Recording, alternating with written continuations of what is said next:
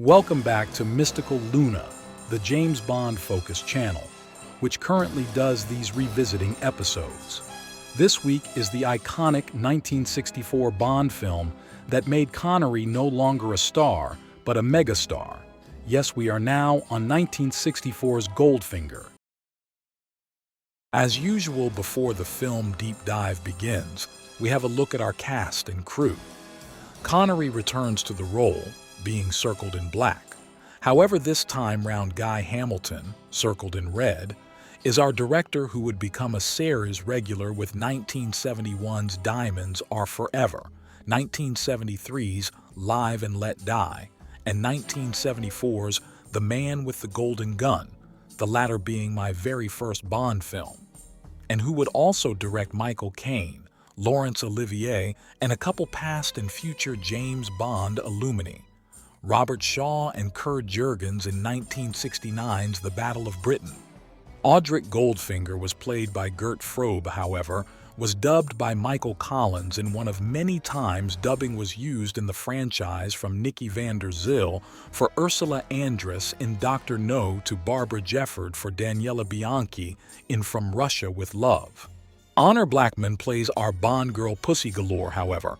As you'll see later, I'm not that big on Pussy as a whole, and find her nearer the bottom of my Connery-era Bond girl rankings.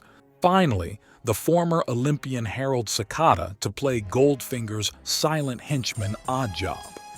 Now let's finally get started on looking back on Goldfinger. Beyond this point, there are spoilers on the 1964 James Bond film Goldfinger. If you proceed, you have been warned.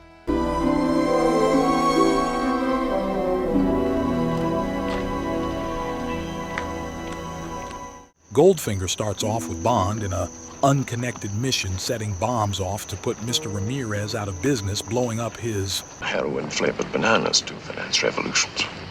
Isn't this little moment of Connery bringing out his tuxedo not just iconic, but brilliant for Bond? One of my favorite moments of Bond looking amazing. This scene is just another scene of Connery looking amazing in the role of Bond lighting up his cigarette. Just masterful filmmaking, even though I'm not too big on Goldfinger altogether. Although this is a separate mission, Bond's unaimed ally informs him that "Don't go back to your hotel, senor. They'll be watching you. There's a plane leaving for Miami in an hour." To cut a little forward, I love this shot of Nadja Regan's eye that leads to a good fight that ends also with a very iconic line. Shocking.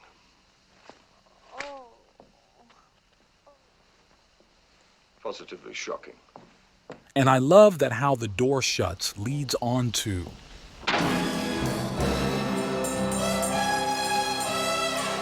I won't be talking much about how iconic this title sequence is, the last of Robert Brownjohn's short Bond career. However, I do love that it features From Russia, with love footage on Margaret Nolan, who sadly died in 2020 a few weeks before Connery did. Now in Miami post-title sequence, we first see Felix, played by Sek Linder, who, unknown to me until researching started in another film with both Honor Blackman and Lois Maxwell, 1977's The Age of Innocence, directed by Alan Bridges, and C.C. Linder and Lois Maxwell also started together, unsure if they had any screen time together in Stanley Kubrick's Lolita. Felix, say hello to Dink. Hi, Dink. Dink, say goodbye to Felix. Man talk. After spoiling Goldfinger's card game by being informed by Felix, Bond then takes a jab at Liverpool's most popular band of all time. That's as bad as listening to the Beatles with no earmuffs. But then gets knocked out by the unseen Oddjob.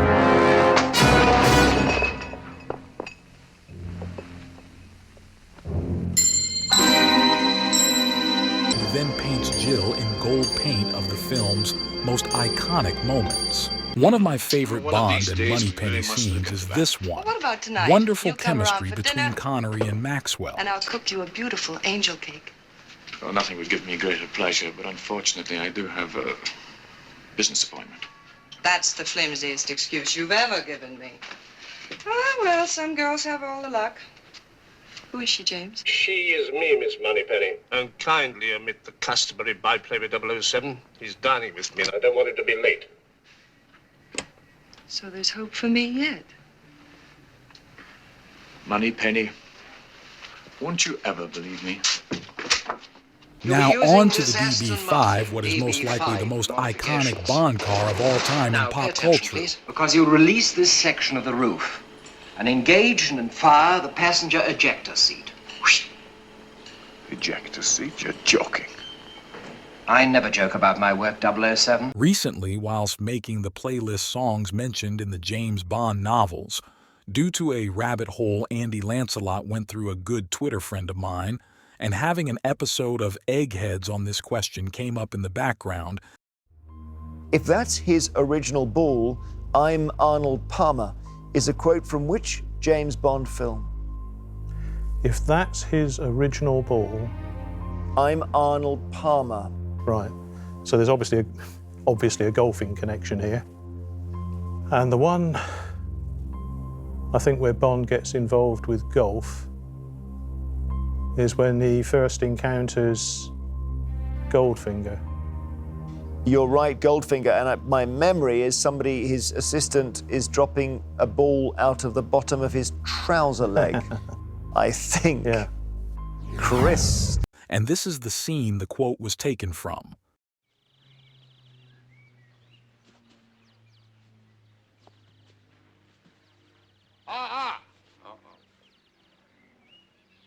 I'm still training him as a caddy. Successfully, too. Passenger number 1. Good. If that's his original ball, I'm Arnold Palmer. It isn't. How do you know? I'm standing on it. Why, you crafty old... Cutting to a large bit to this small bit with the machine gun granny. Ha wonderful laugh I had listening to that bit of The Northerner Who Loved Me, aka Robert's podcast highly. Recommend you listen to it. Oh dear, Bond has been kidnapped. Now we have what is one of the most iconic scenes from the entire franchise. Michael Collins is dubbing for Goldfinger's iconic delivery No, of Mr. Bond, I expect you to die. Who are you? My name is Pussy Galore. With Pussy's introduction and Connery's iconic. I must be dreaming. I'm afraid this is where the film falls in my opinion, as I won't be talking much about it as I'm not that much of a fan. Please. Whilst I now find the film a slight slog, I must say that Connery looks amazing. Towards the end, now firstly, one of Goldfinger's men is supposedly Michael J. Wilson. However, I can't spot him yet, however, maybe on a future rewatch I will. The final confrontation of Odd Job and Bond is one of the more intense ones up there with the confrontation with Red Grant. As you can hear, the atomic bomb ticking down mixed with Barry's score is one intense moment.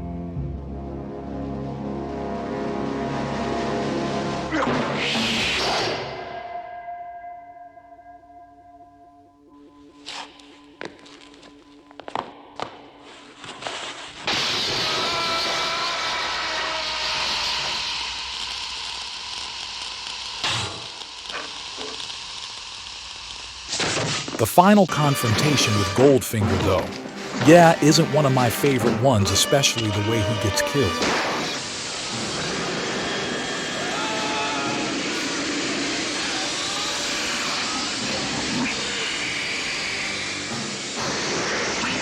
In conclusion, Goldfinger, while it may be the most iconic Bond film of the 60s and set the blueprint for future entries, it's not my personal favorite, as I'd rather watch From Russia with Love. However, although it's only in my top 15, that doesn't mean I don't enjoy it as much as everyone else. It's mainly for me the second half that makes me not enjoy it to have it top 10 or higher. If you're wanting to hear my voice talk about Goldfinger, I recommend listening to Really 007's Goldfinger Celebration episode. And just like that Goldfinger Revisited is over, it'll be a while before the next episode of James Bond Revisited, however. Until then, I'll be uploading a couple James Bond shorts and probably upload a James Bond actor ranking video, but next up on the James Bond Revisited series is...